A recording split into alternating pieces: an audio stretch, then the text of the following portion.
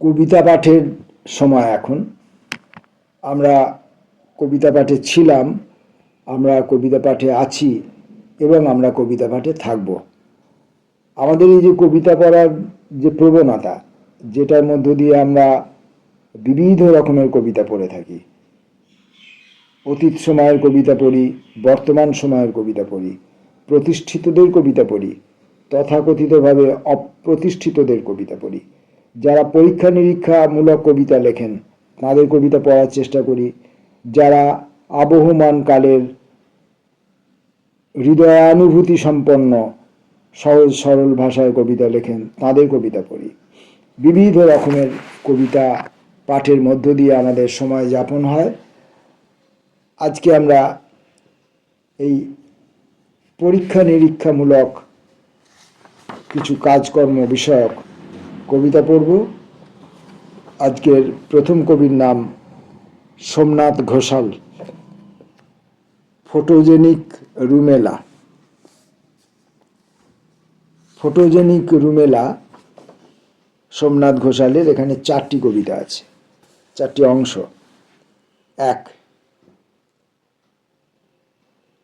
রোদ সঙ্গী একা হলে ছায়া মলাটে দুপুর আঁকা, ঝর্ণার আয়তন যতটা ওল্টালে ততটাই নদী, নিছক ত্বক আবদার আর পায়ের ফসল, সঙ্গী ফলানো আলানো শব্দ কাক, বই প্রান্তর খোলা ধুধু পর্যবেক্ষণ, অনায়াস প্রবেশ সোমবার। 2, সূর্য বর্ষা সঙ্গীতার সঙ্গী, গ্রাফের ঊর্ধ্বমুখী অপেক্ষা বরফের নেশায় গলে যায়, কাচ জানালার ছায়া পাখি ছায়া, একই উচ্চারণ শুধু ঘোড়াদের দৌড়ে সামিল হলো না। আমার অনুর্বর বারান্দায় প্রেম টেম শুরু হতে উড়ে গেল কাক কাঁওতাল করে, ফর্মুলা 4-এর সঙ্গীতা উত্তর টেনে নিল। 3, ধোঁয়া জলে অলস চিঠি, আর কাঠবেড়ালের মতো স্থির আমার দূরত্ব আঙুলের পাশ কাটিয়ে লেবুগন্ধ, স্বাদের আলো মাখা নাভি কোঠরে শুয়ে পশমের ঘুম, সঙ্গীতার আধমুখী উপত্যকায় চোখ নামছে, জিভে আলতো জড়ানো সিঁড়ি, নামতে গিয়ে প্রস্তুত থাকে নীল অন্ধকার। ফটোজেনিক রুমেলা ছবিগুলোকে, লেখকের চোখে ধরা ছবিগুলোকে তিনি ভাষার মধ্য দিয়ে আঁকছেন।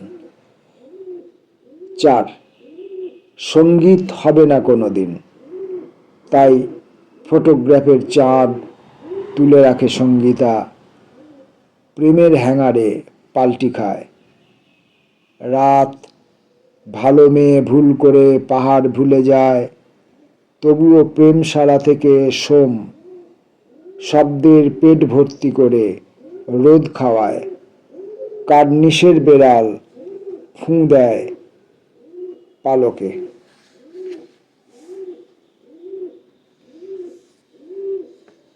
এই ছিল সোমনাথ ঘোষালের 4টি ফটোজেনিক রুমেলা।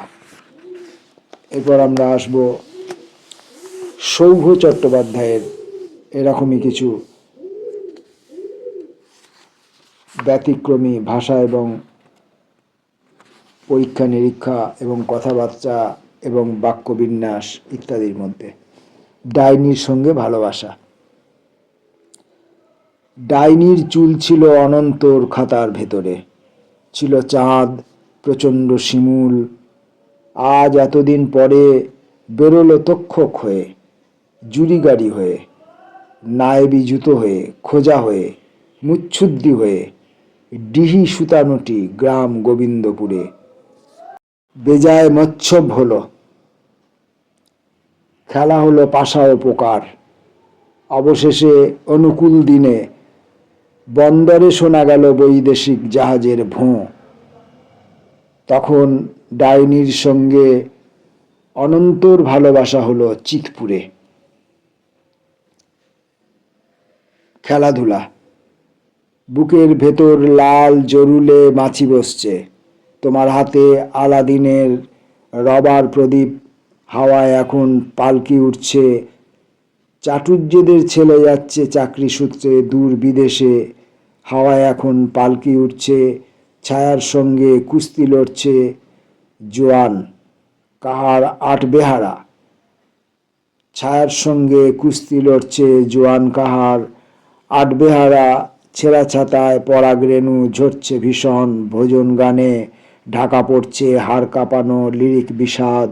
তোমার মাথায় বর্ষাফলক রবীন্দ্র গান।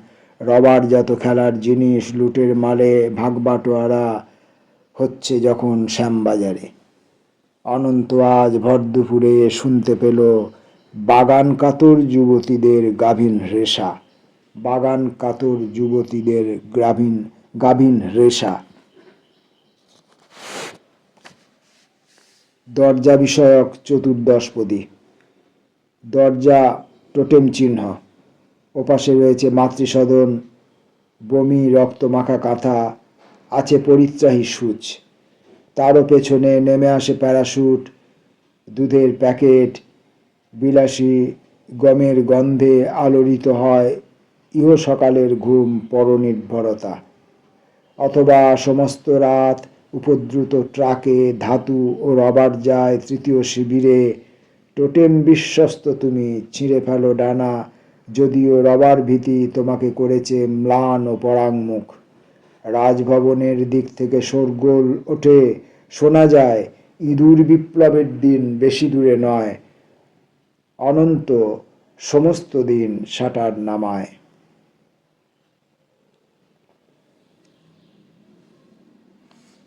এই ছিল